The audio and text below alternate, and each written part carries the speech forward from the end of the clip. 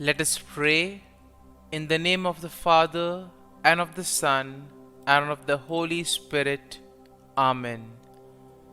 O Jesus, through the Immaculate Heart of Mary, I offer you my prayers, works, joys, and sufferings on this day for all the intentions of your Sacred Heart, in union with the holy sacrifice of the Mass throughout the world, in reparation for my sins, for the intentions of all my relatives and friends, and in particular for the intentions of the Holy Father.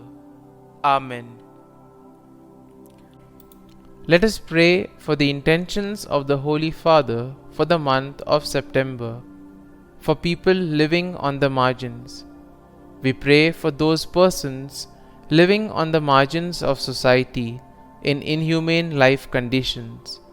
May they not be overlooked by institutions and never considered of lesser importance.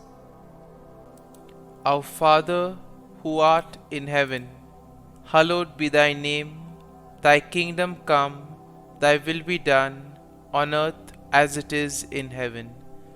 Give us this day our daily bread, and forgive us our trespasses, as we forgive those who trespass against us. And lead us not into temptation, but deliver us from evil. Amen. Hail Mary, full of grace, the Lord is with you. Blessed are you amongst women, and blessed is the fruit of thy womb, Jesus. Holy Mary, Mother of God, pray for us sinners, now and at the hour of our death. Amen. Glory be to the Father, and to the Son, and to the Holy Spirit, as it was in the beginning, is now, and ever shall be, world without end. Amen. My dear friends, the Word of God welcomes us this morning. And as we begin this day, let us begin by spending time with the Lord. As we have decided to welcome this day in the presence of the Lord, let us begin by thanking Him for all that He has done for us, all the blessings that He has bestowed on us, and most importantly, for all the graces, for all the favors that He has given us right from our birth till now. On many occasions, we see that because we are caught up with so many other activities, because of our busy schedule, we don't pay attention to these small details that are there in our lives. Very often, these graces, these blessings, which are so important in our lives, are kept aside. And therefore today, as we begin today's morning prayer, we ask the Lord to give us the grace so that we may be able to appreciate the good things that He has done for us. And therefore, it is appropriate that we begin today's prayer by thanking the Lord for all that He has done for us. First and foremost, we thank the Lord for the gift of life, for giving us talents, abilities, and various opportunities in our lives. We also thank the Lord for the gift of our family members, friends, relatives, near and dear ones, and all those who play a very important role in our lives. Now we see that there are so many people who have been instrumental in our lives in so many ways. These people have dedicated their time and effort, and thus they have shaped and helped us become who we are. And therefore we thank the Lord for their presence in our lives, and we also ask the Lord to bless them so that they may be able to have the fullness of life. We also thank the Lord for the gift of this day, yet another day that we have been given to make good use of our talents, of our abilities, and more importantly, to make a difference not only in our lives, but also in the lives of those around us.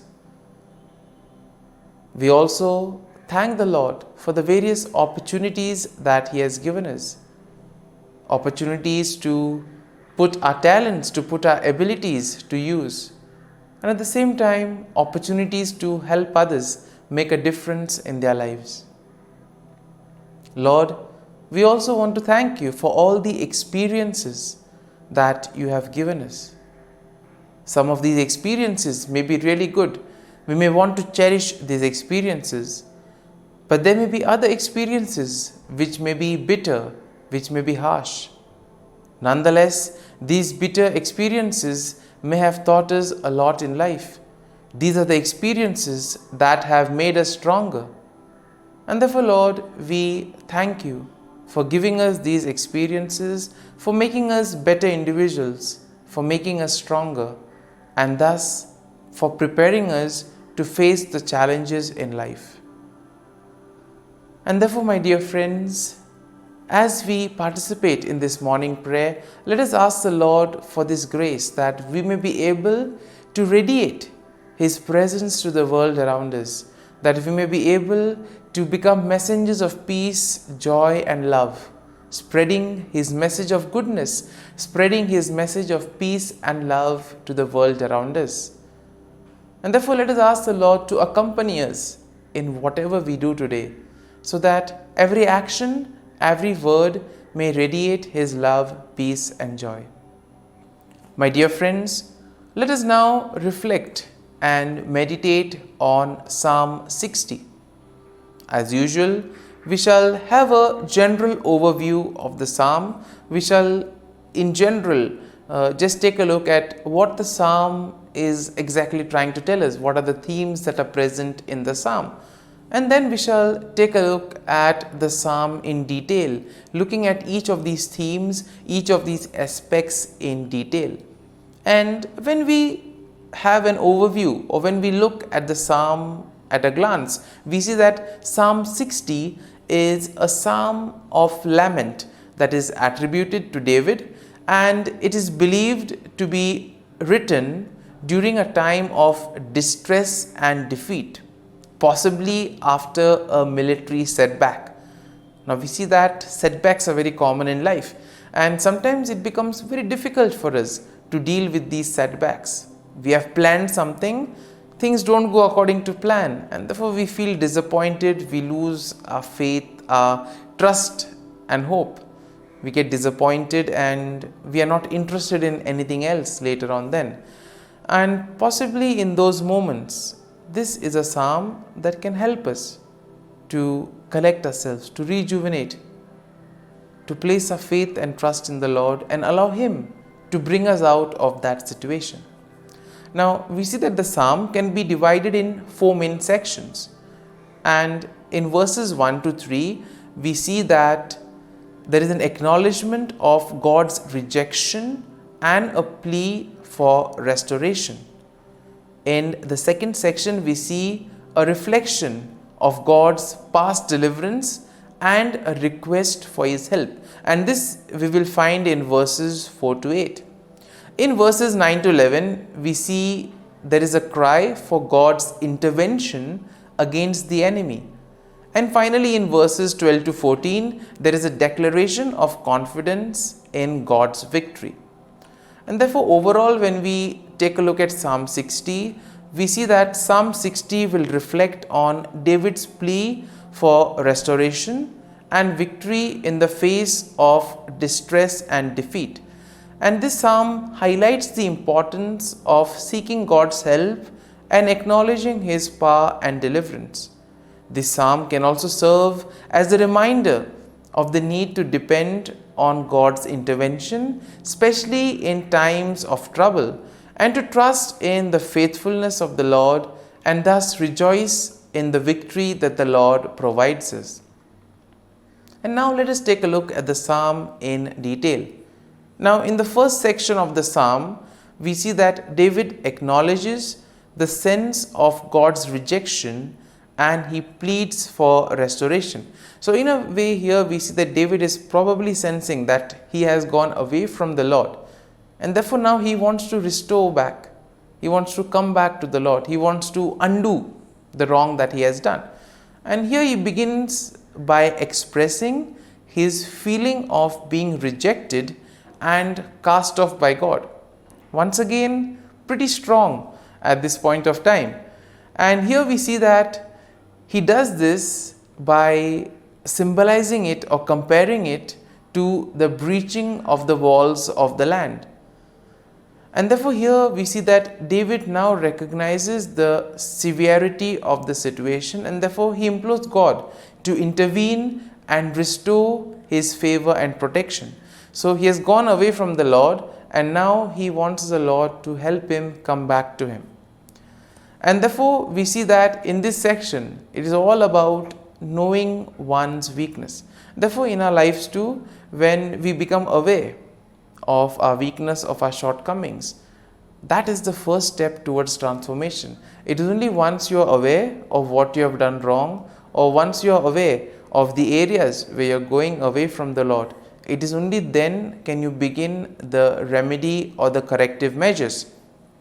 Moving on to the second section of the psalm, we see that David reflects on God's past deliverance and he seeks God's help once again.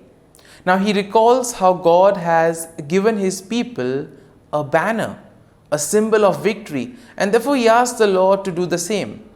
Now David acknowledges that it is only through God's power and help that victory can be achieved. And therefore what does he do? He expresses his dependence on God's assistance in the midst of defeat. So he already knows that he is deep in trouble, but still he has faith that the Lord can do something about it. And my dear friends, this is something that all of us need to have.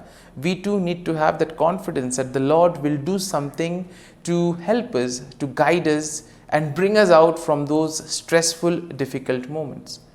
Now in the third section, we see that David cries out for God's intervention against his enemy. And therefore he pleads for God to extend his help and to defeat the enemy who has brought devastation and affliction upon them. Now David also will acknowledge the significance of God's intervention, and thus he recognizes that his victory is completely dependent on God's action. And therefore this aspect of surrendering, this aspect of placing oneself in the hands of the Lord, allowing the Lord to guide and protect, this is very important and is explicitly seen in this psalm. And therefore in the final section, we see that David declares his confidence in God's victory. He proclaims that God's right hand, symbolizing his strength and power, will lead to triumph and will lead him to victory against his enemies. And therefore we see that David acknowledges that victory will ultimately depend on God. It is God who will do everything for him. And thus he expresses that he himself needs to place his faith and trust in the Lord, and that the Lord will act on behalf of him and also on behalf of all the people. And therefore, my dear friends, as we reflect on this psalm, let us spend time in assimilating it. Let the psalm take root in us, so that when we are faced in these difficult moments, when we feel that we are deep down in trouble, this psalm can act as a great source of consolation. It can help us to regroup. It can help us to get back on our feet by placing our faith and trust in the Lord. And therefore, my dear friends, as we have reflected and meditated on this psalm, let us now close our eyes at this morning hour and let us thank the Lord. Let us praise the Lord. Let us glorify the Lord. Loving Father, you have given us this time in the morning. You have been gracious to us. You have given us your Son, our Lord Jesus Christ, who has cleansed us from our sin. He has taken away all our sins and He has given us a new life. Lord, we thank You for giving us the Holy Spirit. And therefore, Lord, we ask You to bless us and protect us at every step of the way. Be our guiding force. Be there to always show us the way. And for all this, Lord, we thank You, we praise You, and we glorify You. You have protected us and You have guarded us through the night. You have given us this time to spend with You.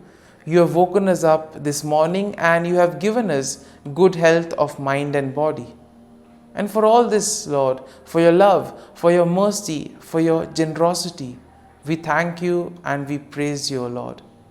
You are a merciful God. You have blessed us in so many ways.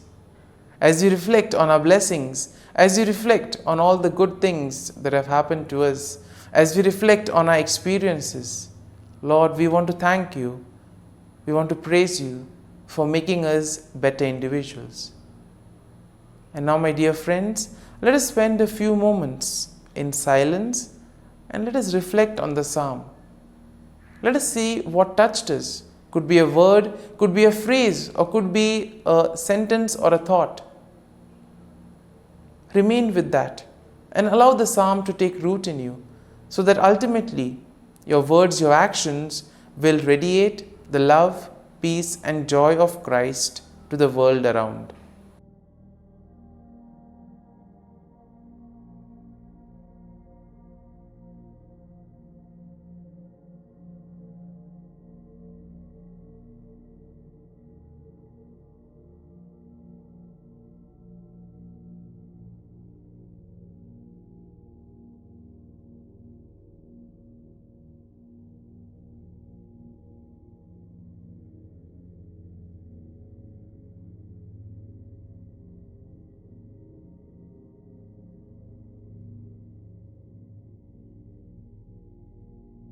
Prayer to Saint Michael the Archangel for protection. Saint Michael the Archangel, defend us in battle. Be our defense against the wickedness and snares of the devil. May God rebuke him, we humbly pray. And do Thou, O Prince of the heavenly hosts, by the power of God, thrust into hell Satan and all the evil spirits who prowl about the world, seeking the ruin of souls. Amen. Act of Adoration. O Sacrament most holy, O Sacrament divine, all praise and all thanksgiving be every moment Thine. Saint Gertrude Prayer for souls in purgatory. Eternal Father, I offer Thee the most precious blood of Thy divine Son, Jesus, in union with the masses said throughout the world today, for all the holy souls in purgatory, for sinners everywhere, for sinners in the universal church, those in my own home and within my family. Amen. May the divine assistance remain always with us, and may the souls of the faithful departed through the mercy of God rest in peace. Amen. Glory be to the Father, and to the Son, and to the Holy Spirit, as it was in the beginning, is now, and ever shall be, world without end. Amen.